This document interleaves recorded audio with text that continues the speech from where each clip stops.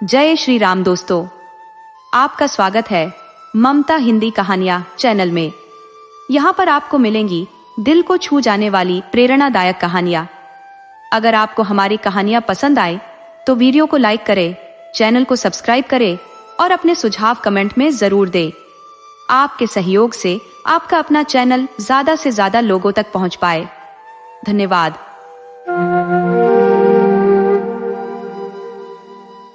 विद्यालयों में जो शरारतें और मस्ती की घटनाएं होती रहती है, अगर उन्हें संजोया जा सके तो एक अद्भुत मनोरंजक संग्रह तैयार हो सकता है। वहां ज्यादातर छात्र जीवन की चिंताओं से परे रहते हैं। कुछ तो परीक्षाओं की फिक्र से भी मुक्त होकर मस्ती में डूबे रहते हैं। उनकी दिनचर्या मटर गश्ती, गपशप और मजाक मस्ती तक सीमित रहती है। कभी कभार उनका जोश और रचनात्मकता नाट्य मंच पर दिखती है या किसी विशेष आयोजन में झलकती है। बाकी का समय वे अपने साथियों का मनोरंजन करने में बिताते हैं। अगर किसी छात्र ने किसी विषय में थोड़ा अधिक उत्साह दिखा दिया, खेल कूद को छोड़कर, तो वह तुरंत चुटकुलों और मजाक का पात्र बन जाता है। अगर कोई बहुत धार्मिक है, नियमित पूजा पाठ करता है, नमाज अदा करने में तत्पर रहता है, तो उसके पीछे हंसी ठिठोली का बाजार गर्म हो जाता है। कोई पढ़ाई का दीवाना है या परीक्षा की तैयारियों में डूबा हुआ है, तो यह तय मानिए कि उसके खिलाफ शरारतें जरूर रची जा रही होंगी। कुल मिलाकर वहां वे छात्र जो निश्चिंत और खुले दिल के होते हैं, बिना किसी झंझट के जीते हैं। लेकिन जो धार्मिकता या ज्ञान का प्रदर्शन करते हैं, उनकी दुर्दशा होना तय है।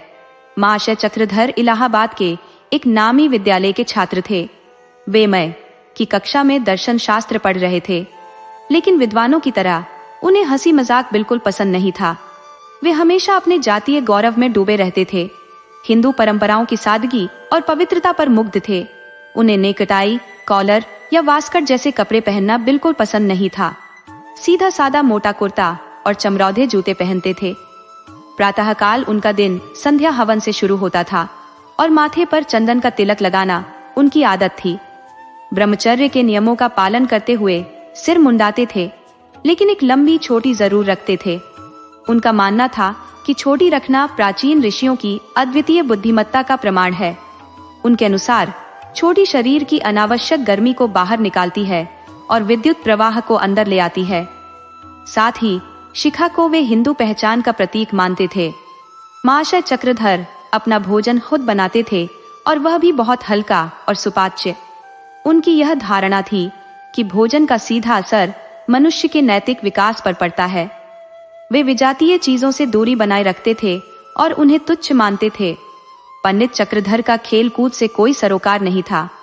क्रिकेट और हॉकी जैसे खेलों की ओर उन्होंने कभी झांका भी नहीं। पाश्चात्य सभ्यता से तो उनका इतना परहेज था कि अंग्रेजी बोलने या लिखने में उन्हें संकोच होता। उनकी अंग्रेजी इतनी कमजोर थी कि एक साधारण सा पत्र लिखना भी उनके लिए पहाड़ चढ़ने जैसा मुश्किल काम था। हाँ, अगर उन्हें कोई आदत थी तो वह पान चबाने की थी। इस आदत का वे वैद्य ग्रंथों से समर्थन करते और इसके गुणों का बखान करना उन्हें खूब भाता था। विद्यालय के खिलाड़ियों को कहाँ इतनी सब्र थी कि ऐसा शिकार हाथ से जाने दे। सबने मिलकर कानाफूसी शुरू कर दी कि इस जंगली को सभ्यता का पाठ पढ़ाना चाहिए। वे फुसफुसाते, कैसा पंडित बना फिरता है, किसी को कुछ समझता ही नहीं, अपने अलावा सभी को तुच्छ मानता है। इसकी ऐसी दुर्गति करनी चाहिए कि इसके सारे डकोसले छूट जाएं। इत्तेफाक से मौका भी जल्दी ही हाथ आ गया। कॉलेज शुरू हुए कुछ ही दिन हुए थे कि दर्शन शास्त्र की कक्षा में एक एंग्लो इंडियन युवती का दाखिला हुआ। वो मानो सौंदर्य की मूर्ति थी। गुलाबी सेब जैसा दमकता रंग, कोमल काया, मोहक मुस्कान और आकर्षक पहनावा। छात्रों को मजाक का मसाला मिल गया। अब इतिहास और भाषा की कक्षाएं सूनी हो गई, क्योंकि दर्शन की कक्षा में जगह पाने के लिए भीड़ उमड़ पड़ी। सभी छात्र अपनी नजरें उस रमणी पर गड़ाए रहते, मानो चकोर चांद को निहार रहे हो। हर कोई उसकी एक मुस्कान का भूखा था, उसकी मधुर आवाज सुनने को लालायित। लेकिन नियति का नियम है कि जब दिलों पर सच्चे प्रेम का जादू चलता है तो वह बख्शता नहीं।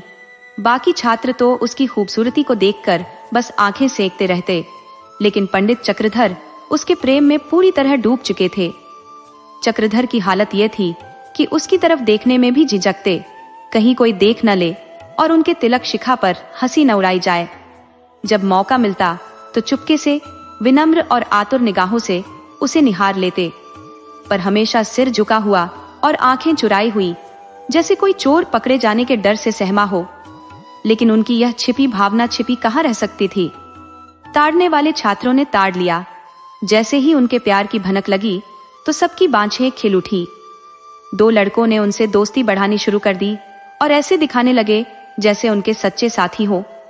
जब उन्हें लगा कि पंडित चक्रधर का उन पर भरोसा जम गया है, तो उन्होंने अपनी चाल चलने की तैयारी कर ली। एक दिन उन दोनों ने मिलकर लेडियों की शैली में पंडित चक्रधर के नाम से एक पत्र लिखा। माय डियर चक्रधर, काफी समय से मन कर रहा था कि आपको पत्र लिखूं, लेकिन यह सोचकर अब तक खुद को रोक रखा था कि बिना औपचारिक परिचय के ऐसा करना ठीक नहीं होगा। लेकिन अब यह मन की बेचैनी सहन नहीं होती। आपने मुझ पर ऐसा क्या प्रभाव डाल दिया है कि आपकी छवि हर समय आंखों के सामने तैरती रहती है। आपकी शांत और सरल मूर्ति, आपका तेजस्वी माथा और साधारण लेकिन प्रभावी वेशभूषा सब मेरे ख्यालों में बस गए हैं। मुझे स्वभावतः दिखावे से नफरत है, लेकिन यहाँ हर किसी को बनावटी रंग में रंगा हुआ पाती हूँ। हर कोई ऐसा लगता है मानो मेरे प्रति आकर्षित है, लेकिन मैं उनके इरादों को भली भांति समझती हूँ। उनमें से अधिकांश केवल दिखावे के लिए ऐसा करते हैं, लेकिन आप उनमें अलग हैं। आपके स्वभाव में मुझे सच्चे आदर और वास्तविक स्नेह की झलक दिखाई देती है। कई बार मन करता है कि आपसे बातचीत करूं, लेकिन आप इतनी दूर बैठते हैं कि यह मुमकिन नहीं हो पाता। कृपया ईश्वर के लिए कल से मेरे पास बैठे। भले ही हम बात न करें, लेकिन आपका पास होना ही मेरे लिए सुकून देने वाला होगा। इस पत्र को पढ़ने के बाद इसे फाड़ दीजिएगा और इसका उत्तर पुस्तकालय की तीसरी अलमारी के नीचे रख दीजिएगा। आपकी लूसी। ये पत्र डाक में भेजा गया और कॉलेज में हर कोई इस बात को लेकर उत्सुक था कि इसका पंडित जी पर क्या असर होगा। उन्हें ज्यादा इंतजार नहीं करना पड़ा। अगले ही दिन पंडित चक्रधर लूसी के पास बैठने की कोशिश में लग गए। लूसी के पास पहले से ही चक्रधर के दोस्त नईम और गिरिधर सहाय बैठा करते थे। चक्रधर ने गिरिधर से कहा, यार तुम मेरी जगह पर चले जाओ, मुझे यहाँ बैठने दो। नईम ने चुटकी ली। क्यों, जलन हो रही है क्या? चक्रधर ने जवाब दिया, जलन वजलन की बात नहीं है, यहाँ प्रोफेसर साहब की बातें सुनाई नहीं देती। वैसे भी मेरे कान थोड़े भारी हैं। गिरिधर ने मजाक करते हुए पूछा, अच्छा पहले तो यह बीमारी नहीं थी, ये कब से शुरू हो गई? नईम ने हंसते हुए कहा, और फिर प्रोफेसर साहब तो यहाँ से और भी दूर हो जाएंगे, तब कैसे सुनाई देगा? चक्रधर ने सफाई दी, दूर हो जाएंगे तो भी यहाँ बेहतर रहेगा। कभी कभी मुझे झपकी आ जाती है, सामने बैठा रहूं तो डर रहता है कि कहीं प्रोफेसर की नजर न पड़ जाए। गिरिधर ने कहा, तुम तो सिर्फ झपकी लेते हो, मैं तो यहाँ पूरी एक नींद निकालता हूँ। फिर? नईम ने हंसते हुए कहा, तुम भी अजीब हो, जब दोस्त होकर कुछ कह रहे हैं तो मान लो ना, चुपचाप दूसरी जगह बैठ जाओ। गिरिधर ने भारी मन से कहा, ठीक है, जगह छोड़ देता हूँ, मगर समझ लो ये कोई आसान काम नहीं। मैं अपने दिल पर पत्थर रख रहा हूँ, कोई लाख रुपए भी देता तो यहाँ से ना हटता। नईम ने मुस्कुराते हुए कहा, अरे भाई, ये जगह जन्नत से कम है क्या? लेकिन दोस्ती में तो थोड़ा त्याग करना पड़ता है। चक्रधर ने कृतज्ञ नजरों से उन्हें देखा और जाकर उस जगह बैठ गए। थोड़ी देर में लूसी भी अपनी जगह पर आ गई। पंडित जी बार बार उसकी ओर ऐसे देख रहे थे जैसे उम्मीद कर रहे हों कि वह बातचीत शुरू करे, लेकिन लूसी पूरे ध्यान से प्रोफेसर का लेक्चर सुन रही थी। पंडित जी ने सोचा शायद वह लाज के कारण बात नहीं कर रही। वैसे भी लज्जा तो नारी का सबसे खूबसूरत आभूषण होता है। चक्रधर लूसी के डेस्क की ओर बार बार मुंह फेरकर देखने लगे, लेकिन ऐसा लगा कि लूसी को उनके पान चबाने की आदत से चिढ़ हो रही थी। वह बार बार मुंह दूसरी ओर फेर लेती, लेकिन पंडित जी इन संकेतों को समझने वाले नहीं थे। वह तो ऐसे खुश थे मानो उन्हें दुनिया का सबसे बड़ा खजाना मिल गया हो। उनके चेहरे पर गर्व ऐसा झलक रहा था जैसे कह रहे हो, तुम सब कहाँ इस किस्मत के हकदार हो, मुझ जैसा भाग्यशाली कोई और हो सकता है क्या? दिन किसी तरह गुजर गया। शाम को पंडित जी नईम के कमरे में पहुंचे और बोले, भाई, मुझे एक लेटर राइटर की जरूरत है, बताओ किसका लेटर राइटर सबसे अच्छा है? नईम ने गिरिधर की तरफ देखकर मुस्कुराते हुए पूछा, लेटर राइटर लेकर क्या करोगे?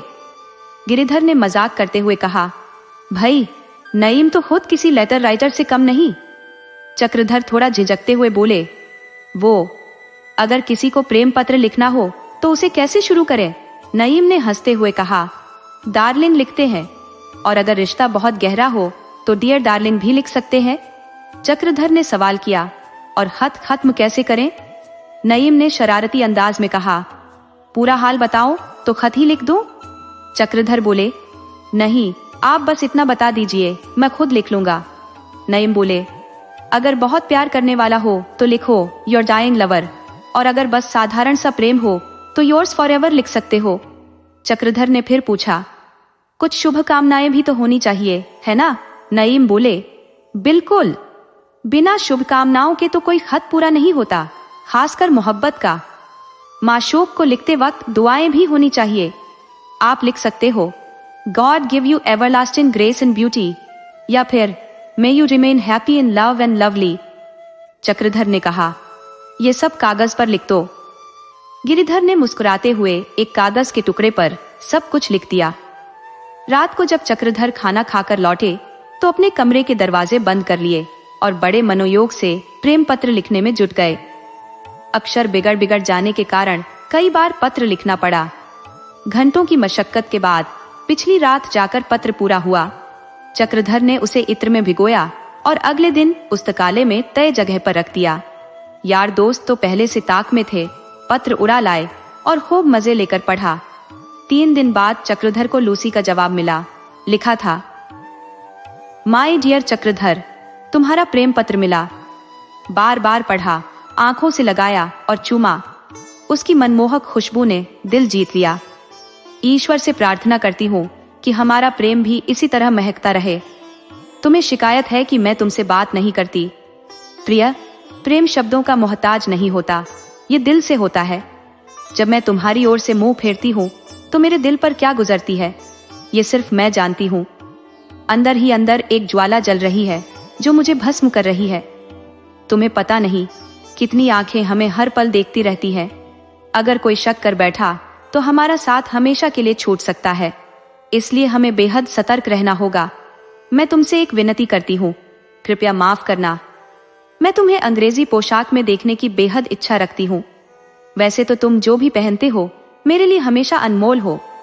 खास तौर पर तुम्हारा साधारण कुर्ता मुझे बेहद प्यारा लगता है, लेकिन बचपन से जिन वस्त्रों को देखते आई हूँ उनका आकर्षण अलग ही है। मुझे उम्मीद है तुम मुझे निराश नहीं करोगे। मैंने तुम्हारे लिए एक वास्कट बनाई है, इसे मेरे प्रेम का छोटा सा तोहफा समझकर स्वीकार करो। तुम्हारी लूसी पत्र के साथ एक छोटा सा पैकेट भी था जिसमें वास्कट रखी हुई थी। दोस्तों ने आपस में चंदा जुटाकर बड़ी दरिया दिली से उसका खर्च निकाला था। साथ ही उस पर अच्छे खासे मुनाफे की संभावना भी थी। पंडित चक्रधर ने पत्र और उपहार पाकर इतनी खुशी महसूस की कि उनके पांव जमीन पर नहीं टिक रहे थे। वे पूरे छात्रावास में घूमते रहे, वास्कट दिखाते रहे। मित्रों ने उसकी तारीफ में कसीदे पढ़े, उसकी सिलाई की खूब सराहना की। किसी ने कहा, भाई ये तो सीधे पेरिस से मंगवाई गई है। इस देश में ऐसे कारीगर कहाँ मिलते हैं। अगर कोई ऐसा वास्कट सिलवा दे तो मैं 100 रुपए की शर्त लगा सकता हूँ। लेकिन असलियत में वास्कट का कपड़ा इतना गहरा रंगली था कि कोई भी सुरुचि संपन्न व्यक्ति उसे पहनने की सोचता तक नहीं। फिर भी दोस्तों ने चक्रधर को पूर्व दिशा की ओर खड़ा किया और शुभ मुहूर्त में वह वास्कट उन्हें पहनाया। पंडिताजी नए सूट में फूले न समा रहे थे। कोई भी आता और कहता, भाई तुम तो अब पहचान में ही नहीं आते, क्या ठाट बाट हो गया है तुम्हारा? चेहरा ऐसा चमक रहा है जैसे सोने को तपाकर कुंदन बना दिया हो। बस अब तो पूरा अंग्रेजी सूट पहन लो, फिर देखो दुनिया कैसे तुम्हारी दीवानी हो जाएगी। सारी लड़कियां तो लट्टू हो जाएंगी। आखिर दोस्तों ने तय किया कि पंडिताजी के लिए एक बढ़िया अंग्रेजी सूट बनवाया जाए। सब मिलकर एक नामी दुकान पर गए और वहां से महंगा सूट खरीद लाए। रात में जश्न मनाने के लिए गाने बजाने का भी इंतजाम किया गया। अगले दिन सुबह 10 बजे पंडिताजी को नया सूट पहनाया गया। पंडितजी तो थोड़ा शर्माते हुए बोले, मुझे ये कपड़े तो बिल्कुल अच्छे नहीं लगते। तुम लोगों को कैसे इतने पसंद आ गए? नईम बोले, जरा आईने में देखो तो सही, शाहजादे लग रहे हो पूरे, तुम्हारे हुस्न पर तो हमें रश्क हो रहा है। खुदा ने ऐसी सूरत दी और तुम मोटे कपड़ों में इसे छिपाए बैठे थे। चक्रधर बोले, भाई नेकटाई तो ठीक से बांध दो, मुझे नहीं आता ये झंझट। गिरिधर सहाय ने नेकटाई ऐसी कसकर बांधी कि पंडित जी का दम घुटने लगा। बोले, यार ये बहुत तंग है। गिरिधर बोले, अरे ये फैशन है, दीली ताई खराब मानी जाती है। नईम ने मजाक में कहा, अभी तो इन्होंने बहुत दीली बांधी है, मैं तो और ज्यादा कसकर बांधता हूँ। चक्रधर ने कहा, अरे भाई या तो दम घुट रहा है। नईम हंसते हुए बोले, और टाई का असली मतलब ही यही है, इसे इसलिए बांधा जाता है कि आदमी ज्यादा जोर जोर से सांस न ले सके। बेचारे पंडित जी के प्राण संकट में थे, चेहरा लाल हो गया था और आंखों में पानी भर आया था, लेकिन टाई को ढीला करने की हिम्मत नहीं हुई। नए ठाट बाट के साथ जब कॉलेज पहुंचे तो दोस्तों का एक झुंड उनके पीछे ऐसे चला जैसे बारात चल रही हो। सब एक दूसरे को देखकर मुंह छुपाकर हंसते जा रहे थे, लेकिन पंडित जी को इसकी भनक तक नहीं थी। क्लास में जाकर जब बैठे तो थोड़ी देर में लूसी भी आई। उसने पंडित जी के नए रूप को देखा तो चौंक गई। उसके होंठों पर एक हल्की सी मुस्कान आ गई। पंडित जी ने सोचा कि यह उनकी तारीफ में मुस्कुरा रही है। अब बार बार उनकी ओर देखकर मुस्कुराने लगे, लेकिन लूसी का ध्यान तो बिल्कुल कहीं और था। पंडित जी की जिंदगी में बड़ा बदलाव आने लगा। उनकी दिनचर्या धार्मिक जोश और जाति प्रेम में जैसे तूफान सा आ गया। सबसे पहले उनकी शिखा छोटी पर छुरा चला। अंग्रेजी स्टाइल में बाल कटवा लिए। लोग हैरान होकर पूछने लगे, अरे महाशय ये क्या कर डाला? आप तो कहते थे कि शिखा से बिजली का प्रवाह शरीर में आता है, अब वह किस रास्ते से आएगी?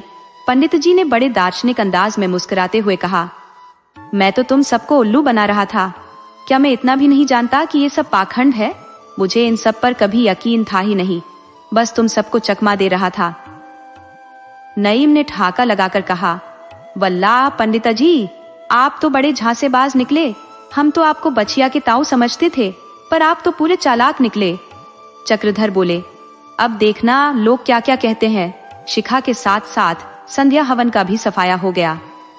हवन कुंड कमरे में चारपाई के नीचे फेंक दिया गया और कुछ ही दिनों बाद वह सिगरेट की राख रखने का डिब्बा बन गया। जिस आसन पर बैठकर पंडिताजी हवन किया करते थे, वह अब पायदान का काम करने लगा। अब तो पंडिताजी रोज नहाते, साबुन रगड़ते, बालों में कंघी करते और सिगार फूंकते। उनके यार दोस्त उन्हें खूब हवा देते। एक दिन सलाह हुई कि इस चंडूल से वास्कट के पैसे वसूलने चाहिए, वो भी सूद समेत। इसी बीच लूसी का एक चिट्ठी आ गई। उसने लिखा, आपके बदलाव से मुझे इतनी खुशी हुई है कि मैं शब्दों में बयान नहीं कर सकती। मुझे आपसे ऐसी ही उम्मीद थी। अब आप इतने योग्य हो गए हैं कि कोई भी यूरोपियन लेडी आपकी संगत में अपना अपमान नहीं समझेगी। अब मेरी आपसे सिर्फ एक विनती है कि अपने अनंत और अविरल प्रेम का कोई निशानी मुझे दीजिए, जिसे मैं हमेशा अपने पास रख सकूं। मैं कोई महंगी चीज नहीं, बस एक प्रेम से भरी सौगात चाहती हूँ। चक्रधर ने दोस्तों से पूछा, अपनी पत्नी के लिए एक गिफ्ट भेजना चाहता हूँ, क्या भेजना ठीक रहेगा? नईम बोले, यह उसकी तालीम और मिजाज पर निर्भर करता है। अगर वह नए जमाने की लेडी है तो कुछ महंगी और स्टाइलिश चीज भेजो, जैसे रुमाल, रिस्ट वॉच, परफ्यूम, फैंसी कंघी, आईना, लॉकेट या ब्रश वगैरह। और अगर गंवारिन है तो फिर मुझसे मत पूछो, मुझे गंवारियों का मिजाज नहीं पता। चक्रधर बोले, अरे जनाब, वह अंग्रेजी पढ़ी लिखी है और बड़े ऊंचे घराने की है। नईम बोले, तो फिर मेरी सलाह मानो और धन की चीजें खरीदो।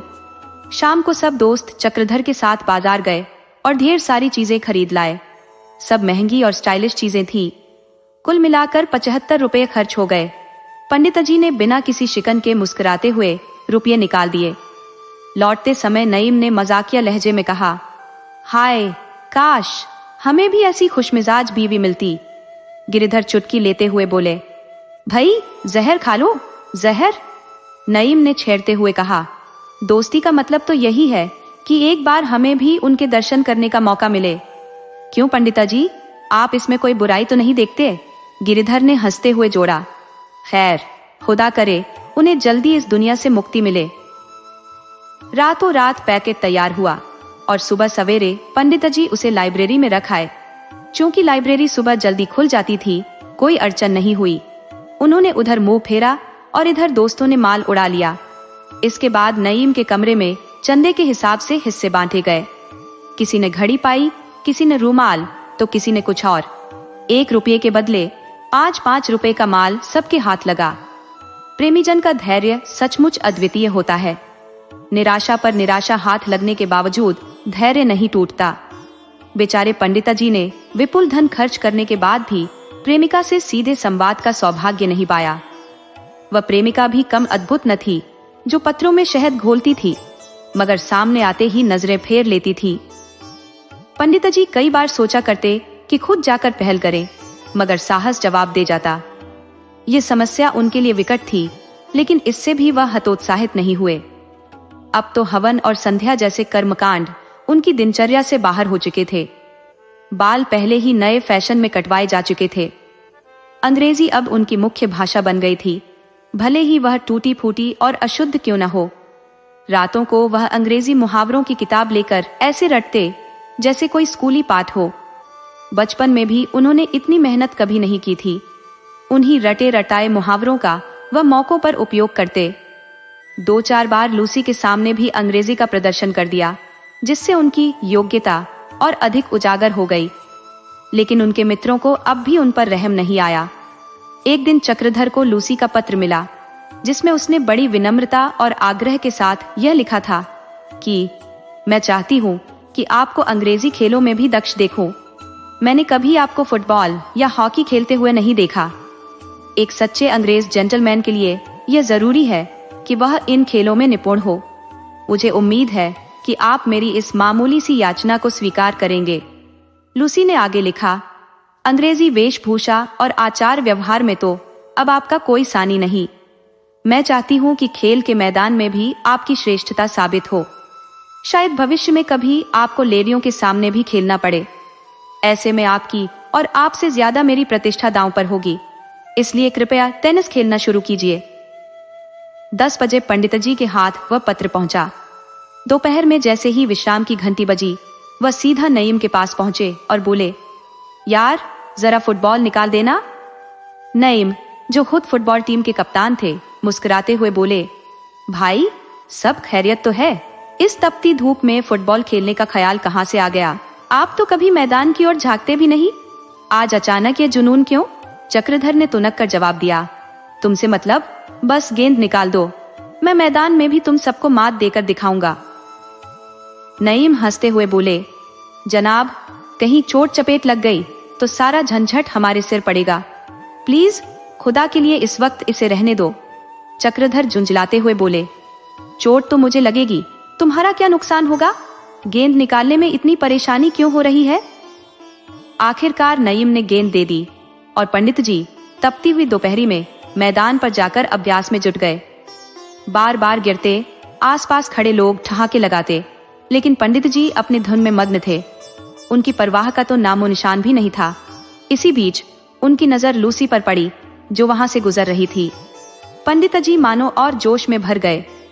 बार बार गेंद को लात मारने की कोशिश करते, मगर निशाना चूक जाता। पैर गेंद को छू भी लेता तो ऐसा लगता मानो गेंद को कोई फर्क ही न पड़ा। वहीं दूसरे लोग एक ठोकर में गेंद को आसमान तक पहुंचा देते। फिर भी पंडित जी अपनी रौ में कहते, मैं जब जोर से मारूंगा तो ये इससे भी ऊंचा जाएगी। लेकिन नतीजा वहीं झांक के 3 पात। लूसी ने 2-3 मिनट तक उनकी हालत पर खड़े खड़े हंस लिया। आखिरकार उसने नईम से कहा, नईम, इस पंडित को क्या हो गया है? हर दिन कोई न कोई तमाशा करता है। इसके दिमाग में कुछ गड़बड़ तो नहीं? नईम ने मुस्कुराते हुए कहा, मालूम तो कुछ ऐसा ही पड़ता है। शाम को जब सब लोग छात्रालय में इकट्ठा हुए तो दोस्तों ने पंडित जी को बधाई दी। भाई तुम तो बड़े खुशनसीब हो। हम लोग सालों से फुटबॉल को कॉलेज में चमकाने की कोशिश कर रहे हैं, लेकिन कभी किसी ने हमारी तारीफ नहीं की। और तुम्हारे खेल की हर तरफ तारीफ हो रही है। खासकर लूसी ने तो बड़ी तारीफ की। वह कह रही थी, जिस तरह से ये खेलते हैं, ऐसा अंदाज मैंने बहुत कम हिंदुस्तानियों में देखा है। लगता है ऑक्सफोर्ड का अनुभवी खिलाड़ी है। चक्रधर ने उत्सुकता से पूछा, और क्या कहा? सच सच बताओ।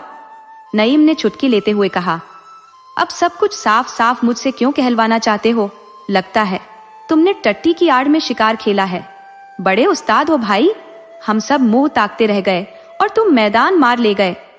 अब समझ आया कि हर दिन यह रूप रंग क्यों बदलते रहते थे। सच्ची बड़े खुशनसीब हो यार, चक्रधर बोले। मैंने तो उसी कायदे से गेंद पर लात मारी थी जैसा किताब में लिखा है। नईम ने चुटकी लेते हुए कहा। तभी तो बाजी मार गए भाई, नहीं तो क्या हम आपसे किसी बात में कम है? हाँ, आपकी जैसी सूरत कहां से लाए? चक्रधर मुस्कुराते हुए बोले। बहुत बढ़ा चढ़ाकर मत कहो, मैं कोई इतना बड़ा रूपवान नहीं हूं। नईम ने ठाका लगाया। अरे यह तो नतीजों से ही जाहिर हो रहा है। हम यहाँ साबुन और तेल लगाते लगाते हालत खराब कर लेते हैं, फिर भी कोई असर नहीं। और आप हैं कि बिना कुछ किए ही रंग रूप ऐसा दमकता है कि पूछो मत। चक्रधर थोड़े उत्सुक होकर बोले। उसने मेरे कपड़ों वगैरह को लेकर तो कुछ नहीं कहा? नईम ने मुस्कान के साथ जवाब दिया। नहीं, ऐसा तो कुछ नहीं कहा, लेकिन इतना जरूर देखा कि जब तक वहां खड़ी रही उसकी निगाहें आप पर ही जमी रहीं। पंडिताजी का चेहरा गर्व से खिल उठा। दिल अंदर ही अंदर खुशी से झूम रहा था। जिसने भी उस दिन चक्रधर की वह अनोखी छवि देखी, वह इसे बरसों तक नहीं भूल सकता। लेकिन इस खुशी की कीमत भी उन्हें चुकानी पड़ी, क्योंकि अब कॉलेज का सेशन खत्म होने को था और दोस्तों की यह ख्वाहिश थी कि पंडिताजी एक शानदार दावत का आयोजन करें। जैसे ही प्रस्ताव रखा गया, तीसरे दिन पंडिताजी को लूसी का पत्र मिला। उसमें लिखा था, वियोग के कठिन दिन पास आ रहे हैं, न जाने आप कहाँ होंगे और मैं कहाँ। मैं चाहती हूँ कि इस अविस्मरणीय प्रेम की निशानी के रूप में एक भव्य दावत हो। यदि खर्च आपके लिए कठिनाई पैदा करता है तो मैं पूरा खर्चा उठाने को तैयार हूँ। इस दावत में मैं और मेरी सहेलियां शामिल होंगी। कॉलेज के छात्र और अध्यापक भी मौजूद रहेंगे। भोजन के बाद हम अपने वियोगी दिलों के जज्बात साझा करेंगे। काश आपका धर्म, जीवन शैली और मेरे माता पिता की कठोरता हमारे बीच दीवार न बनती तो हमें दुनिया की कोई ताकत जुदा नहीं कर सकती। ये पत्र पढ़ते ही चक्रधर के होश उड़ गए। उन्होंने दोस्तों से कहा, भाई चलते चलते एक शानदार दावत तो होनी ही चाहिए, फिर न जाने कौन कहाँ होगा। लूसी को भी बुलाया जाए। हालांकि इस समय पंडितजी के पास पैसे नहीं थे और घर वालों ने उनकी फिजूल खर्ची को लेकर कई बार शिकायत भी की थी, लेकिन उनका आत्मसम्मान यह कैसे बर्दाश्त करता कि इस दावत का खर्चा लूसी उठाए। वह तो अपने प्राण भी उस पर न्यौछावर कर चुके थे। न जाने कितने बहाने बनाकर ससुराल से पैसे मंगवाए और पूरे जोशो खरोश के साथ दावत की तैयारियां शुरू कर दी। कार्ड छपवाए गए। भोजन परोसने वालों के लिए नई वर्दियां तैयार करवाई गई। अंग्रेजी और हिंदुस्तानी दोनों तरह के पकवानों का इंतजाम किया गया। दावत को लेकर ऐसी रौनक छा गई कि हर कोई इसका बेसब्री से इंतजार करने लगा। अंग्रेजी पकवानों के लिए रॉयल होटल से बातचीत हो चुकी थी। इसमें बहुत सहूलियत थी। हालांकि चीजें महंगी थी, मगर सारा झंझट टल गया। नहीं तो पूरी जिम्मेदारी नईम और उसके साथी गिरिधर पर आ जाती। हिंदुस्तानी भोजन की सारी व्यवस्था का भार गिरिधर ने संभाल लिया। पूरे 2 हफ्तों तक तैयारियां जोरों पर थी। नईम और गिरिधर कॉलेज में पढ़ाई के लिए कम और मनोरंजन के लिए ज्यादा मशहूर थे। पढ़ाई लिखाई में उनकी कोई खास रुचि नहीं थी। मजाक मस्ती में ही उनका समय बीतता था। कवि सम्मेलन का भी आयोजन तय हुआ। कवियों को न्योते भेजे गए। कुल मिलाकर यह आयोजन शानदार पैमाने पर तैयार किया गया। प्रीति भोज ऐतिहासिक हुआ। कॉलेज के कर्मचारियों ने गर्मा गर्म पूरियां परोसी। विद्यालय के इतिहास में यह भोज यादगार बन गया। दोस्तों ने जमकर लुत्फ उठाया। यहाँ तक कि कुछ शिक्षिकाएं भी बुला ली गई। मिर्जा नईम तो लूसी को किसी भी तरह मनाकर ले ही आए। इससे दावत का माहौल और रंगीन हो गया। लेकिन अफसोस, इस विशाल आयोजन का अंत चक्रधर के लिए बेहद दर्दनाक साबित हुआ। मजाक तो दोस्तों के लिए था, मगर चक्रधर बेचारे की जान पर बनाई। वह सोचते रहे कि अब तो विदाई का समय आ ही गया है। इसके बाद मुलाकात हो या ना हो, अब और किस दिन के लिए सब्र किया जाए। दिल के गहरे जज्बात को क्यों न बयां किया जाए। अपने मन की वेदना क्यों छिपाई जाए। लोग तो खाने पीने में व्यस्त थे, लेकिन चक्रधर का दिल बेकाबू हो रहा था। वह भीतर ही भीतर हिम्मत जुटाते रहे। कभी देवताओं का स्मरण करते, कभी ईश्वर से प्रार्थना करते। जैसे शिकारी अपने शिकार की ताक में रहता है, वैसे ही वह सही मौके की प्रतीक्षा कर रहे थे। भोज खत्म हुआ, पान और इलायची बांटी गई, बिछड़ने की बातें हो चुकी थी। मिस लूसी अपनी मोहक आवाज में सभी के दिलों को बेचैन कर चुकी थी। भोजशाला से निकलकर वह साइकिल पर सवार हो गई। कवि सम्मेलन में किसी ने मिसरा पढ़ा, कोई दीवाना बनाए कोई दीवाना बने। इधर चक्रधर धीरे धीरे लूसी के पीछे लग गए। साइकिल को जबरदस्त गति से दौड़ाते हुए उन्होंने आधे रास्ते में लूसी को रोक लिया। लूसी उन्हें यूं भागते हुए आता देख सहम गई। घबराकर बोली, ओ पंडिता जी, क्या बात है, आप इतने परेशान क्यों हैं? सब ठीक है ना? चक्रधर का गला भर आया, उनकी आवाज कांप रही थी। बोले, अब आपसे हमेशा के लिए बिछड़ना पड़ेगा। ये दर्द भरा विरह आखिर कैसे सहा जाएगा? मुझे तो लगता है कहीं यह सब सहते सहते दिमाग न फिर जाए। लूसी ने चौंक कर पूछा, आप कहना क्या चाहते हैं? क्या आप बीमार हैं? चक्रधर ने एक गहरी सांस लेते हुए कहा, ओ डियर डार्लिंग, तुम पूछती हो कि बीमार हूँ? मैं तो अब खत्म हो गया हूँ, बस तुम्हारे प्रेम का सहारा ही मुझे जिंदा रखे हुए है। ये कहते हुए उन्होंने उसका हाथ पकड़ने की कोशिश की, लेकिन लूसी उनके इस उन्मादी व्यवहार से घबरा गई। गुस्से में बोली, आप मुझे यहाँ रोककर मेरी तौहीन कर रहे हैं, इसके लिए आपको पछताना पड़ेगा। चक्रधर ने दुख भरी आवाज में कहा, लूसी, इतनी कठोर मत बनो, चलते चलते इस तरह की निर्दयता मत दिखाओ। मैंने ये विरह के दिन कैसे काटे हैं, यह सिर्फ मेरा दिल जानता है। कोई और होता तो अब तक यह संसार छोड़ चुका होता। तुम्हारे वे अमृत जैसे पत्र ही तो मेरे जीवन का एकमात्र सहारा थे। लूसी चौंक कर बोली, मेरे पत्र? कौन से पत्र? मैंने तो आपको कभी लिखा ही नहीं। लगता है आप कोई नशा करके आए हैं। चक्रधर ने अपने दिल की गहराई से कहा, डियर डार्लिंग, इतनी जल्दी सब कुछ मत भूलो। तुम्हारे वे प्रेम पत्र जो तुमने मुझे लिखे, वे ही मेरी सबसे बड़ी पूंजी है। तुम्हारे कहने पर मैंने यह भेष धारण किया, अपना सब कुछ छोड़ा, तुम्हारे लिए यह नया जीवन अपनाया। देखो तो सही, मेरे दिल पर हाथ रखो।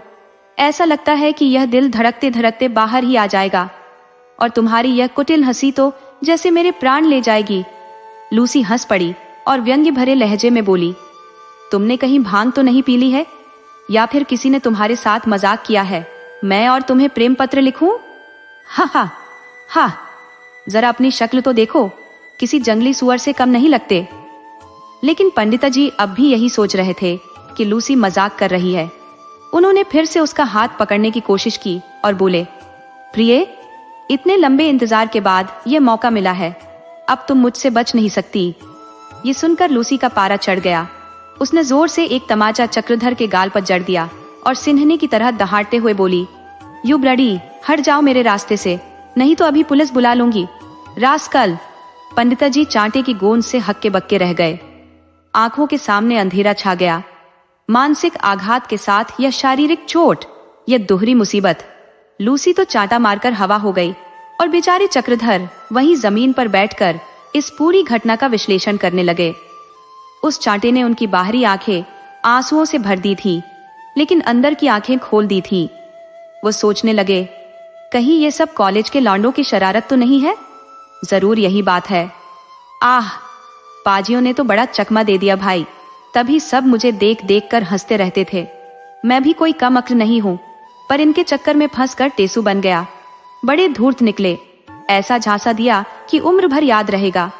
वहीं से झल्लाते हुए आया और नईम से बोला, तुम बड़े दगाबाज हो, परले दर्जे के पाजी, उल्लू, गधे और शैतान। नईम हंसते हुए बोला, अरे भाई, कुछ बात तो बताओ, या सिर्फ गालियां ही देते रहोगे? मैंने गुस्से में कहा, क्या बताऊं? कहीं लूसी से कुछ कहा तो नहीं? अभी उसके पास से छांटा खाकर और मुंह में कालिख लगवा कर आ रहा हूं। तुम दोनों ने मिलकर मुझे खूब उल्लू बनाया। इसकी कसर अगर न लूं तो मेरा नाम नहीं। मैं नहीं जानता था कि तुम लोग दोस्त बनकर मेरी पीठ पीछे छुरा घूंप रहे हो। अच्छा, जो वो गुस्से में पिस्तौल चला देती तो? नईम, अरे यार, माशूकों की घातें निराली होती हैं। मैं भड़क गया। तुम्हारा सिर, माशूक छांटे लगाते हैं क्या? वो आंखों से तीर चलाते हैं, कटार मारते हैं, लेकिन हाथों से थप्पड़ रसीद करने का नया चलन तुमने सुनाया है। गिरिधर, अच्छा, उससे आखिर कहाँ क्या? मैं कहाँ क्या?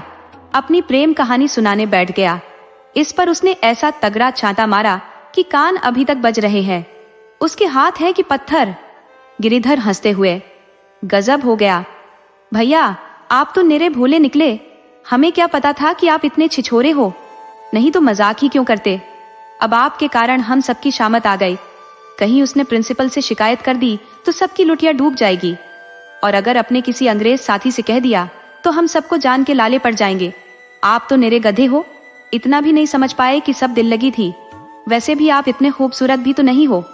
मैं गुस्से से, दिल लगी तुम्हारे लिए थी, मेरे लिए तो मौत बन गई। अब चुपचाप मेरे 500 रुपये लौटा दो, नहीं तो तुम लोगों की गर्दन तोड़ दूंगा। नईम, अरे भाई, रुपयों के बदले खिदमत ले लो। कहो तो हजामत बना दे, जूते साफ कर दे, सिर सहला दे, बस खाना खिलाते रहना।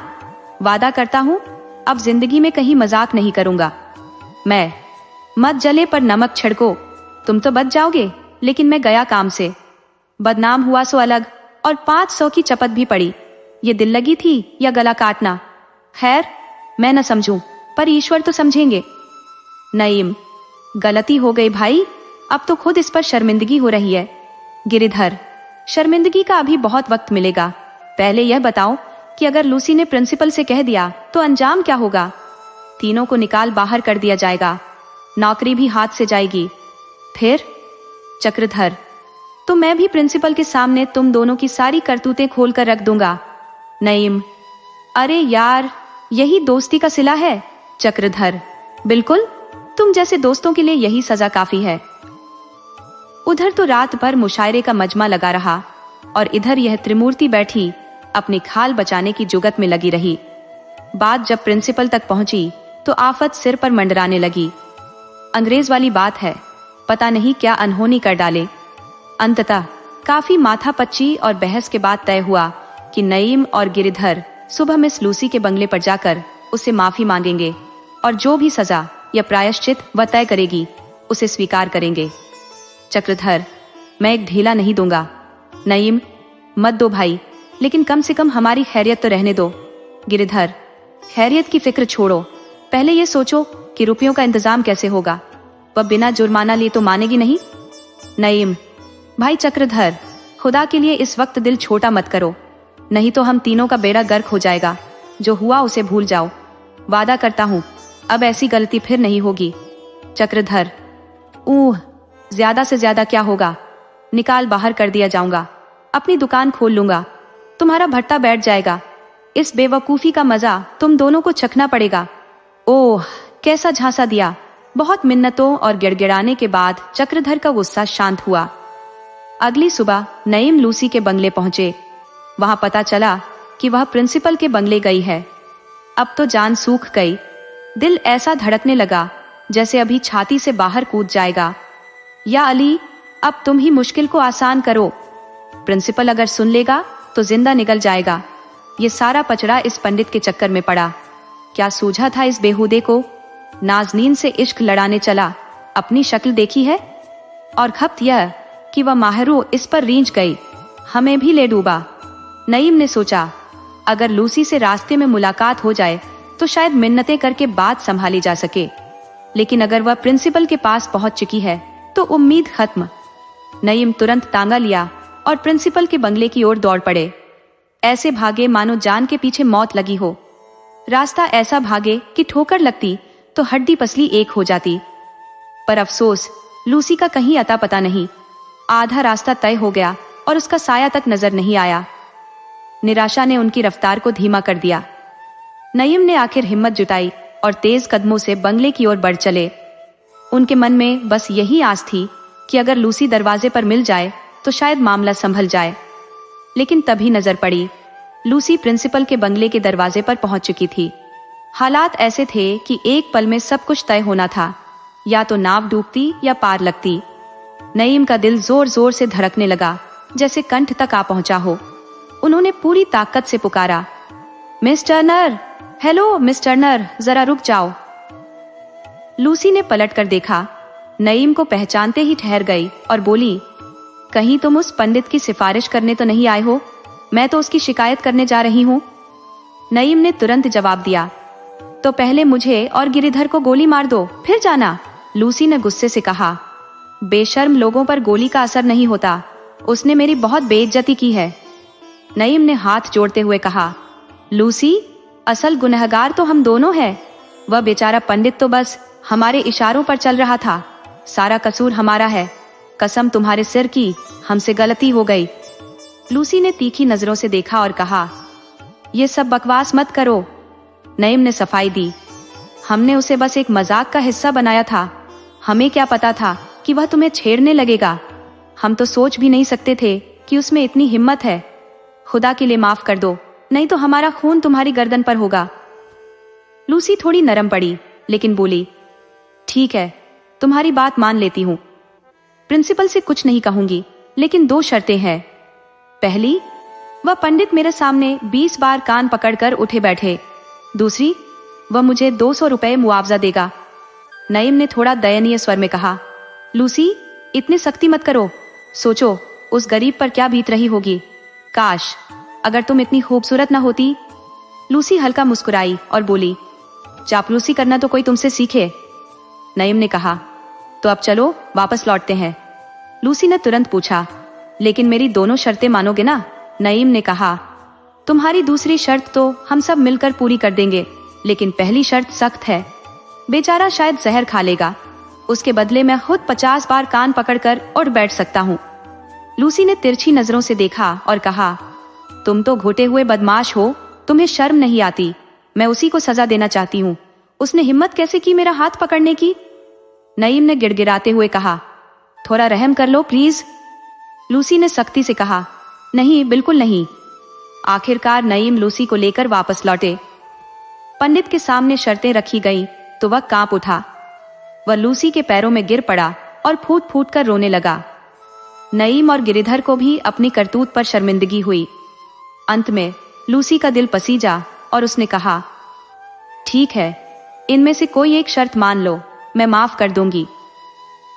लोगों को पूरा यकीन था कि चक्रधर रुपए वाली शर्त ही मानेंगे, क्योंकि लूसी के सामने कान पकड़कर उठा बैठी करना उनके लिए नामुमकिन था।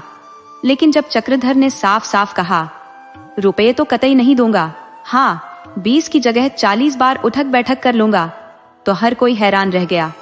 नईम ने हैरानी से पूछा, यार क्यों सबके सामने हमें नीचा दिखा रहे हो? रुपये क्यों नहीं दे देते? चक्रधर ने तीखे स्वर में कहा, रुपये तो पहले ही बहुत बर्बाद कर चुका हूँ, अब इस चुड़ैल के लिए एक कौड़ी भी खर्च नहीं करूंगा। 200 रुपये बहुत होते हैं। इसे लगा होगा कि मजे से 200 रुपये झटक लेगी और ऐश करेगी। ऐसा हरगिज नहीं होगा।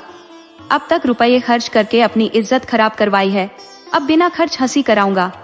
मेरे घुटनों में दर्द हो कोई बात नहीं, लोग हंसे तो भी परवाह नहीं, लेकिन इसकी जेब गर्म नहीं होने दूंगा। ये कहकर चक्रधर ने कुर्ता उतारा, धोती को ऊपर चढ़ाया और बरामदे से मैदान में उतर गए। उनके चेहरे पर गुस्से की लाली साफ झलक रही थी, लेकिन उन्होंने उठक बैठक शुरू कर दी। ऐसा लग रहा था मानो कोई पहलवान अखाड़े में करतब दिखा रहा हो।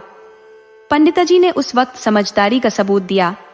वहां खड़े सभी लोग मूक थे, किसी के चेहरे पर हंसी तक नहीं थी। हर कोई अंदर ही अंदर शर्मिंदा था, यहां तक कि लूसी भी सिर झुकाए बैठी थी।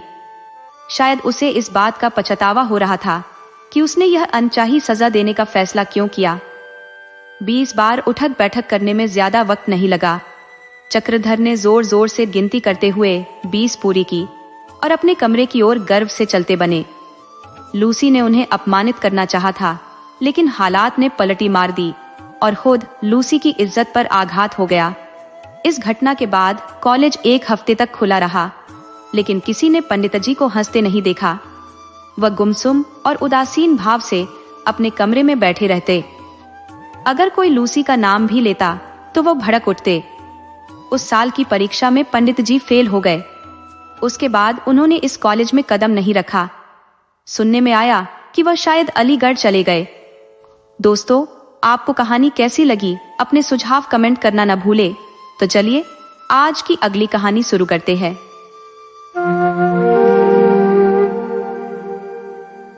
आगरा कॉलेज के मैदान में शाम का वक्त था। 2 दोस्त टहल रहे थे।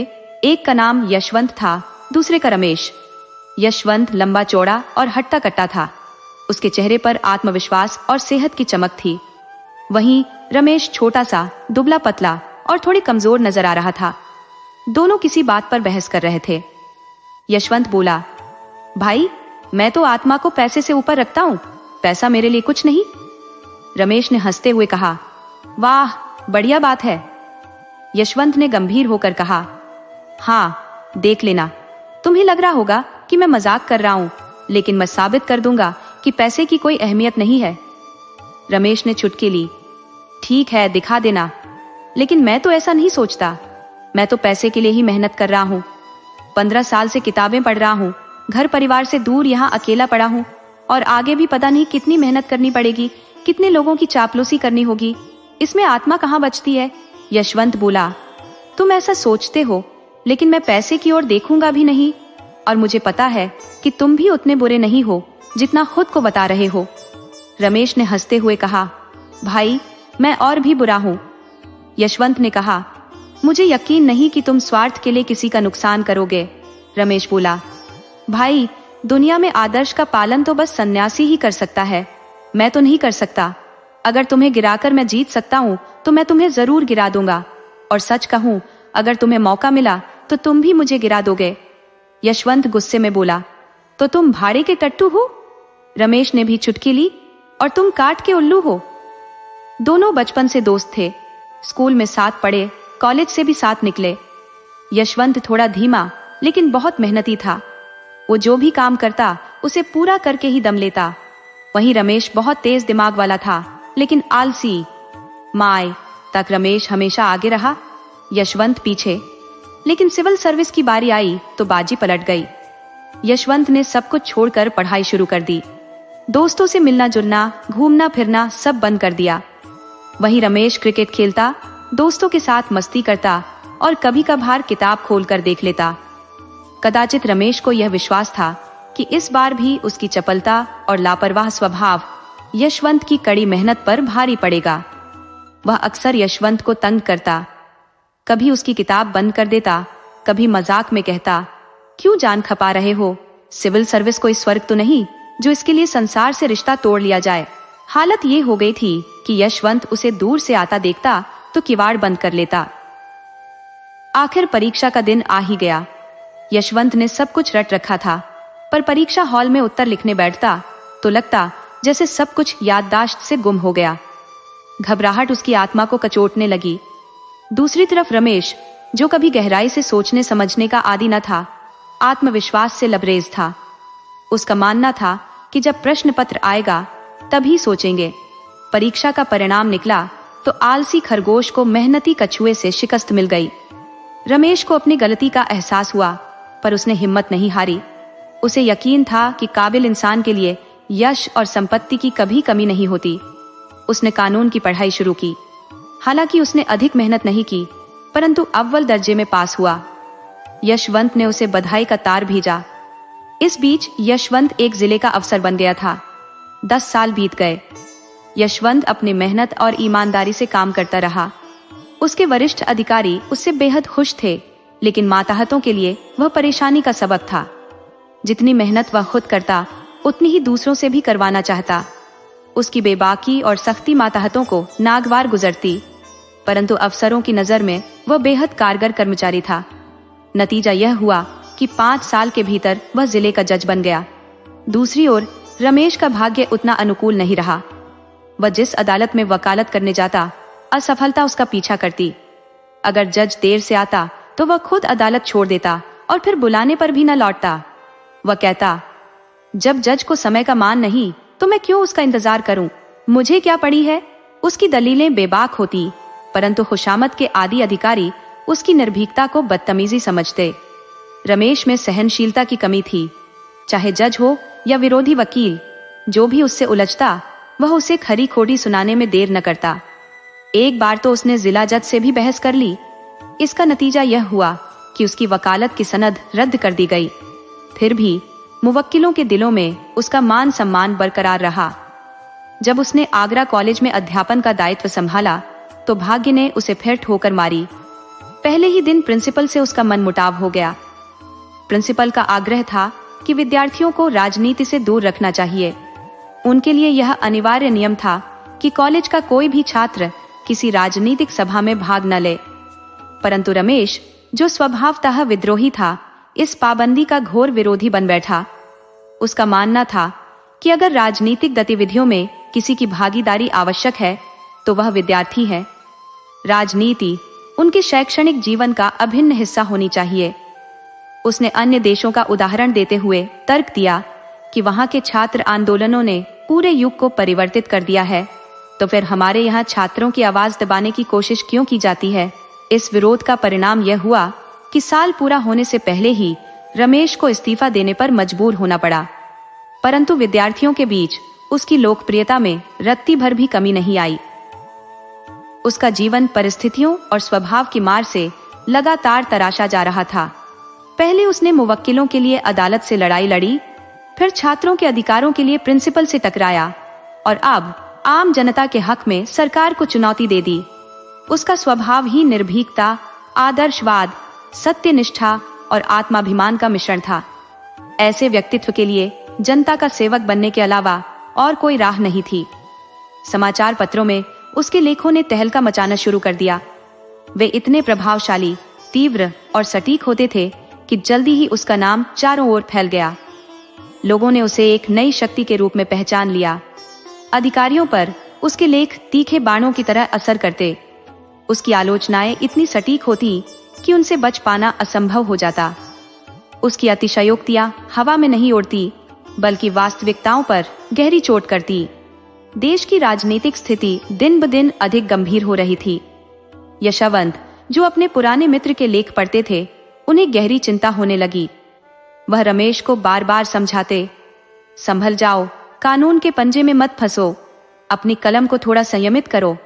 आखिर क्यों झर उगलने वाले कानून के सामने खुद को खड़ा करते हो। लेकिन रमेश को नेतृत्व और क्रांति का जुनून सिर चढ़कर बोल रहा था। वह यशवंत की नसीहतों को अनसुना कर देता। 5 साल बाद यशवंत का तबादला हुआ और वह आगरे का जिला जज बन गया। देश की राजनीतिक स्थिति दिन ब दिन गंभीर होती जा रही थी। खुफिया पुलिस ने एक ऐसा कोहराम मचा रखा था जिससे शासन तंत्र का संतुलन पूरी तरह डगमगा गया था। उनकी मनगढ़ंत कहानियां सुन सुनकर अधिकारी वर्ग आतंकित थे। कहीं प्रेस का गला घोंटा जा रहा था, तो कहीं जननेताओं को कुचलने की साजिशें रची जा रही थी। खुफिया पुलिस अपने निजी स्वार्थ साधने के लिए अफसरों को इस तरह भड़काती थी कि हर एक स्वतंत्र सोचने वाला व्यक्ति उन्हें षड्यंत्रकारी और खतरनाक प्रतीत होता।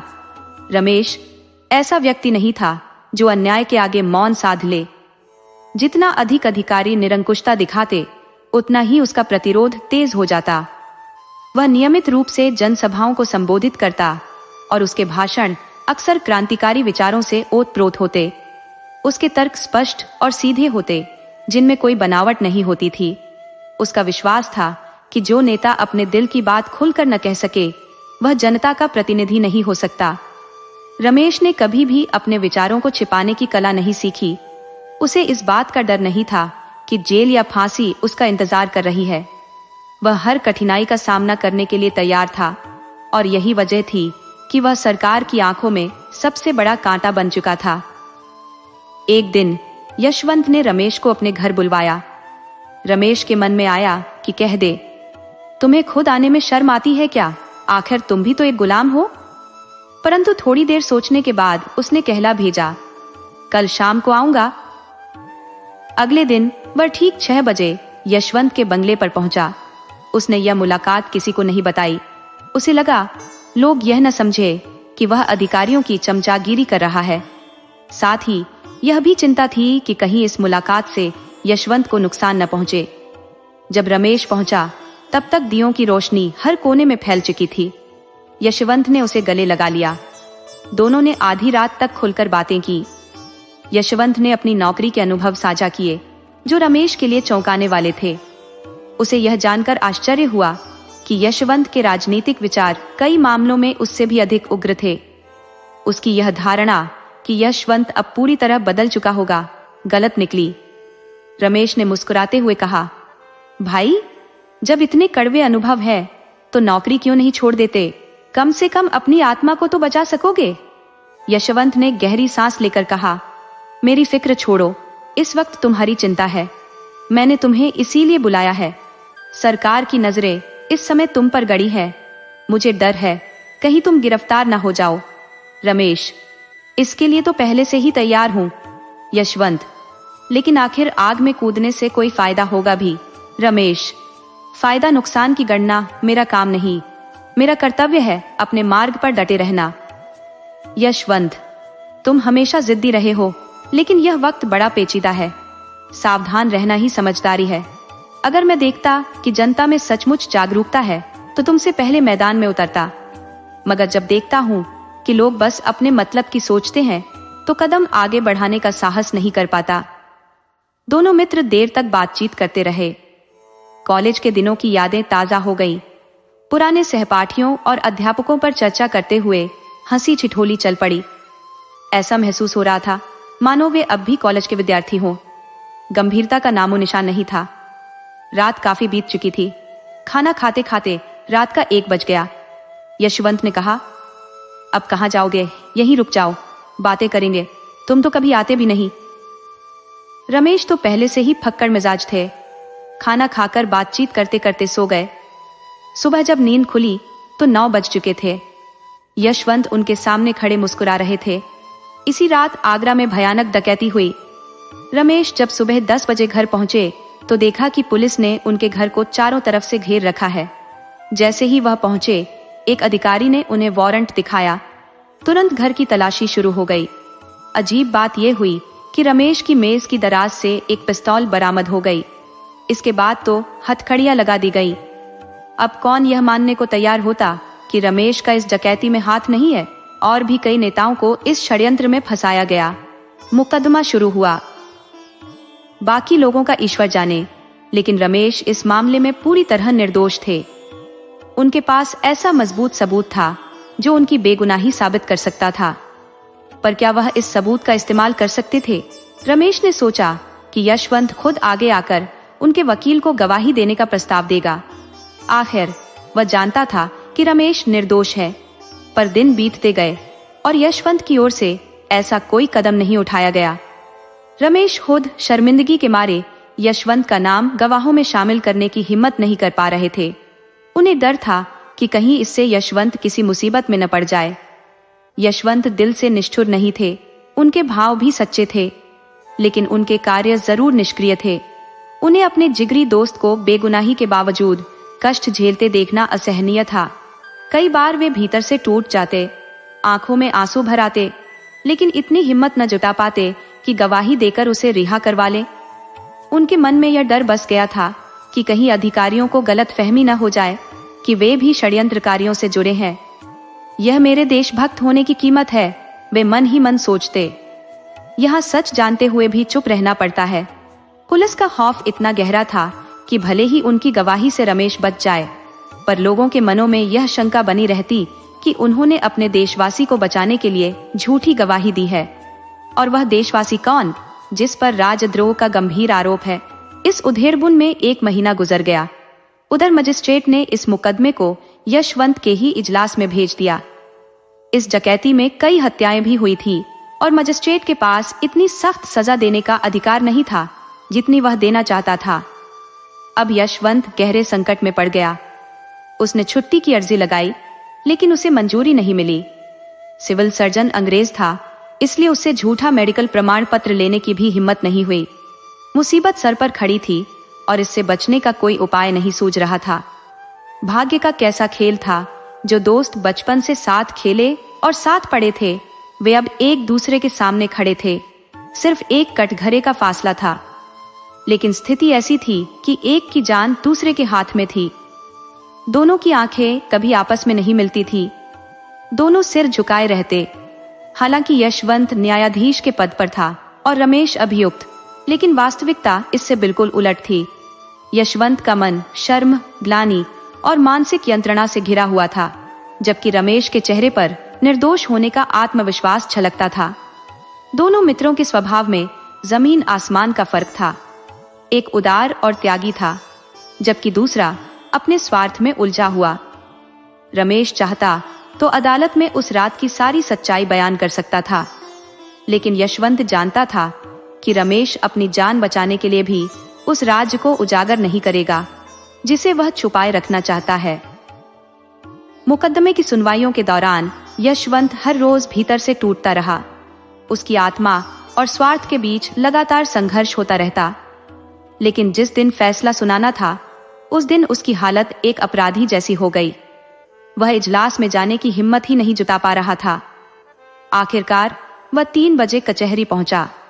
मुलजिम पहले से ही अपने भाग्य का निर्णय सुनने के लिए खड़े थे। रमेश आज कुछ अधिक ही गमगीन था। उसकी जिंदगी के संघर्ष में वह घड़ी आ पहुंची थी जब तलवार की नोक उसके सिर पर थी। अब तक जो डर उसकी अंतरात्मा में छिपा हुआ था, आज उसने एक ठोस रूप अख्तियार कर लिया था। यशवंत ने सख्त आवाज में फैसला सुनाया। जब उसके होठों से यह शब्द निकले कि रमेश चंद्र को 7 साल की सख्त कैद, तो उसका गला भर आया। उसने आदेश की फाइल मेज पर रख दी। कुर्सी पर बैठकर पसीना पोंछने के बहाने आंखों में छलके आंसू भी छुपा लिए। इसके बाद वह आगे कुछ पढ़ ही नहीं पाया। जेल से निकलने के बाद रमेश पूरी तरह से क्रांतिकारी बन चुका था। अंधेरी कोठरी में दिन भर की कड़ी मेहनत के बाद वह मानवता और समाज सुधार के सपने बुनता। उसके विचारों में यह सवाल घूमता रहता, इंसान पाप क्यों करता है? और जवाब आता, इसलिए क्योंकि समाज में विषमता है। कोई महलों में रहता है तो किसी को छत तक नसीब नहीं, कोई रेशमी वस्त्रों में लिपटा है तो कोई चित्रों में सिसकता है। रमेश ने ऐसे समाज का सपना देखा जहां न कोई अमीर हो न गरीब, हर किसी को बराबरी का हक हो। उसके विचारों में डाका और चोरी भी पाप नहीं थे, अगर वे अत्याचार के खिलाफ हों। धनी अगर अपनी दौलत खुद नहीं बांटता तो जबरदस्ती लेना कोई गुनाह नहीं। कानून इसे पाप कहता है तो कहे, लेकिन एक दिन हमारी अदालत होगी और वहां वे अमीर गुनहगार ठहराए जाएंगे जिनके पास जरूरत से ज्यादा है। हम उनसे मेहनत करवाएंगे। जेल से बाहर आते ही रमेश ने अपने क्रांतिकारी आंदोलन का ऐलान कर दिया। गुप्त सभाएं होने लगी, हथियार इकट्ठे किए गए और जल्द ही डाके का दौर शुरू हो गया। पुलिस उसकी खोज में जुट गई, लेकिन रमेश और उसके साथियों ने ऐसी चतुराई से अपने काम को अंजाम दिया कि किसी को भी उनका सुराग न मिला। रमेश ने गरीबों की भलाई के लिए डाके के पैसे से दवाखाने खोले, कहीं बैंक स्थापित किए। उसने नीलामी में जमीनें खरीदनी शुरू की और धीरे धीरे उसके पास एक बड़ी जायदाद हो गई। उस जायदाद की कमाई गरीबों की भलाई के कामों में लगाई जाती। उसने अपने आंदोलन को इस तरह फैलाया कि उसकी ताकत दिन ब दिन बढ़ने लगी। जहां एक तरफ पुलिस रमेश की तलाश में थी, वहीं दूसरी तरफ वह गरीबों के जीवन को बेहतर बनाने में जुटा था। उसकी योजनाएं किसी किले की तरह सुदृढ़ थी और उसका हौसला पहाड़ जैसा अडिग। ताज्जुब की बात यह थी कि सभी लोग जानते थे यह सब रमेश की चालाकी है। फिर भी किसी की हिम्मत नहीं होती थी कि उसके खिलाफ कुछ बोले। सभ्य समाज की नजरों में रमेश से अधिक निंदनीय और कोई नहीं था। लोग उसका नाम सुनते ही जैसे चौंक कर अपने कान बंद कर लेते। शायद अगर वह प्यास से तड़प तड़प कर मर रहा होता तो भी कोई उसे पानी देने की जहमत न उठाता। मगर यह भी सच था कि किसी में साहस नहीं था कि उसके खिलाफ आवाज उठा सके। इस तरह साल दर साल बीतते गए। सरकार ने इनामों की घोषणा कर डाकुओं को पकड़ने की हर संभव कोशिश की। विदेश से कुशल जासूस बुलाए गए, जिन्होंने रमेश और उसके गिरोह का पता लगाने के लिए एरी छोटी का जोर लगा दिया। लेकिन रमेश और उसके साथियों की चतुराई के आगे उनकी सारी कोशिशें नाकाम रही। फिर भी रमेश अपने सिद्धांतों पर कायम नहीं रह सका। वक्त बीतने के साथ उसे एहसास होने लगा कि उसके अनुयायियों में असंतोष की लहर उठ रही है। जो लोग ज्यादा तेज तर्रार और साहसी थे, वे दूसरों पर हुकूमत जमाने लगे। लूट का माल बराबर न बांटने से झगड़े बढ़ने लगे। यहाँ तक कि कई लोग रमेश से जलने लगे। वे कहते, हमारी कमाई से ये राजा जैसी जिंदगी जी रहा है, इसे ऐसा हक किसने दिया? अंततः गिरोह में फूट पड़ गई। एक रात का वाकया था। आसमान पर काली घटाएं छाई हुई थी। एक युवक ने गुस्से में कहा, आप हर बार मुझे ही क्यों चुनते हैं? हिस्सा तो सब लेते हैं, तो जोखिम भी सबको उठानी चाहिए। रमेश ने सख्ती से जवाब दिया, कौन क्या करेगा ये तय करना मेरा काम है। तुम्हारा काम है आदेश मानना। युवक ताव में आकर बोला, अगर काम मुझसे ज्यादा लिया जा रहा है तो हिस्सा भी ज्यादा मिलना चाहिए। रमेश ने उसकी तरफ सख्त निगाहों से देखा और चुपचाप अपनी पिस्तौल उठाई। बोले, इसका फैसला तब होगा जब तुम लौट कर आओगे। युवक भी तुनक कर बोला, मैं जाने से पहले ही इसका फैसला चाहता हूं। रमेश ने कोई जवाब नहीं दिया। वह पिस्तौल से उसकी जिंदगी का खेल खत्म करने ही वाले थे कि युवक फुर्ती से खिड़की से कूद गया और भाग खड़ा हुआ। फुर्ती और साहस में उसका कोई जोड़ नहीं था। चलती ट्रेन से कूद जाना भी उसके बाएं हाथ का खेल था। वह सीधा जाकर गुप्त पुलिस के मुखिया के पास पहुंचा। उधर यशवंत, जो पेंशन लेने के बाद वकालत करने लगे थे, न्याय विभाग के कई बड़े अधिकारियों से अच्छे संबंध रखते थे। उनकी वकालत बहुत तेजी से चमकने लगी। उनके पास पहले से ही लाखों की संपत्ति थी और पेंशन भी मोटी थी। चाहे तो आराम से घर बैठकर जीवन बिता सकते थे। देश और समाज की सेवा करना भी उनके लिए मुश्किल नहीं था, लेकिन उनके इरादे कुछ और ही थे। निस्वार्थ सेवा की आकांक्षा केवल उन्हीं पुरुषों से की जा सकती है जो भौतिक सुख सुविधाओं से परे हैं। लेकिन यशवंत का जीवन तो केवल धन अर्जित करने में व्यतीत हुआ था और अब उनसे ऐसा कोई कार्य अपेक्षित नहीं था जिसका प्रतिफल रुपए पैसे के रूप में न मिले। यद्यपि पूरा सभ्य समाज रमेश को तिरस्कार की दृष्टि से देखता था, यशवंत की नफरत सबसे प्रबल थी। वह खुलेआम कहता, यदि रमेश के विरुद्ध कभी मुकदमा चलेगा तो मैं बिना कोई शुल्क लिए सरकारी पक्ष से पैरवी करूंगा। रमेश पर कटाक्ष करने में वह कोई कसर नहीं छोड़ता था। यह व्यक्ति नहीं, शैतान का अवतार है, राक्षस है। ऐसे आदमी का तो चेहरा देखना भी पाप है। उफ, इसने कितने सम्मानित परिवारों का सर्वनाश किया, कितने निर्दोषों की जान ली, कितनी महिलाओं को विधवा बना दिया और कितने मासूम बच्चों को अनाथ कर दिया। ये व्यक्ति नहीं, मानो पिशाच है। मेरा बस चले तो इसे गोली से उड़ा दूं या जीवित दफना दूं। सारा नगर खलबली से भर गया था। रमेश बाबू गिरफ्तार हो गए, ये बात सत्य थी। रमेश चुपचाप पुलिस के हाथों पकड़ा गया था। वही युवक जो रमेश के सामने से छलांग लगाकर भागा था, पुलिस के उच्चाधिकारी को पूरे अपराध का कच्चा चिट्ठा सुना गया। अपहरण और हत्या का यह किस्सा भयावह, जघन्य और पाप से परिपूर्ण था। सम्मानित वर्ग प्रसन्नता से झूम उठा। सेठों के घरों में दीप जलने लगे। उनकी आत्मा पर जो नंगी तलवार लटक रही थी वह अब हटा दी गई थी। अब वे निश्चिंत होकर चैन की नींद सो सकते थे। अखबारों में रमेश के कारनामे छपने लगे। जो बातें अब तक भय के कारण दबाई गई थी, वे अब समाचार पत्रों में उभरने लगी। इन्हें पढ़कर लोगों को पता चला कि रमेश ने किस प्रकार का उत्पात मचा रखा था। कई राजे महाराजे और धनाढ़ी लोग उसे नियमित रूप से मासिक कर देते थे। रमेश का आदेश पहुंचता, फला तारीख को इतनी रकम भेज दो, और कोई साहस नहीं करता था कि उसकी आज्ञा का उल्लंघन करे। वह समाजहित के कार्यों के नाम पर भी धनवानों से चंदा वसूलता था। रकम तय करना रमेश का काम था और अमीरों को वह रकम बिना प्रतिरोध चुकानी पड़ती थी। परंतु जहां एक और भद्र समाज इस घटना से आनंदित था, वहीं आम जनता गहरे विषाद में डूबी थी। अब कौन पुलिस के अत्याचार से उनकी रक्षा करेगा? कौन सेठों के अन्याय से उन्हें बचाएगा? उनके बच्चों के लिए कला कौशल के विद्यालय अब कौन खोलेगा? वे अब किसके सहारे खड़े होंगे? वे अनाथ हो गए थे। वही रमेश उनका संबल था। अब वे किसके सामने अपनी फरियाद रखेंगे? पुलिस गवाहियां इकट्ठा कर रही थी। सरकारी वकील मुकदमे की तैयारी में पूरी तरह जुटा हुआ था, लेकिन रमेश की ओर से कोई वकील खड़ा होने को तैयार नहीं था। सारे जिले में बस एक ही ऐसा शख्स था जो रमेश को कानून के शिकंजे से छुड़ा सकता था। वह था यशवंत। मगर यशवंत, जो रमेश का नाम सुनते ही बौखला जाता था, क्या उसकी पैरवी करेगा? यह तो बिल्कुल असंभव लग रहा था। रात के करीब 9 बज रहे थे। यशवंत अपने कमरे में अखबार पढ़ने में व्यस्त था। तभी एक महिला ने भीतर प्रवेश किया। यशवंत ने चौंक कर पूछा, तुम्हें क्या चाहिए? महिला ने शांत लेकिन दृढ़ स्वर में कहा, अपने पति के लिए एक वकील। यशवंत ने अखबार एक तरफ रखकर पूछा, तुम्हारा पति कौन है? महिला ने नजरें झुकाकर उत्तर दिया, वही जो कभी आपके साथ पढ़ता था और जिस पर डकैती का झूठा मुकदमा चलने वाला है। ये सुनते ही यशवंत चौंक उठा। उसने गंभीर स्वर में पूछा, तुम रमेश की पत्नी हो? महिला ने आत्मविश्वास के साथ कहा, हाँ। यशवंत ने बिना किसी हिचकिचाहट के कहा। मैं उनकी वकालत नहीं कर सकता, महिला ने आक्रोश दबाते हुए कहा। आपका हक है मना करने का। आप इस जिले के आदमी हैं और मेरे पति के मित्र भी रह चुके हैं, इसलिए सोचा बाहर के किसी वकील को क्यों बुलाऊं। मगर कोई बात नहीं, अब इलाहाबाद या कलकत्ते से ही किसी को बुलाना पड़ेगा। यशवंत ने व्यंग्यात्मक लहजे में पूछा। मेहनताना दे सकोगी? महिला ने गर्व से जवाब दिया।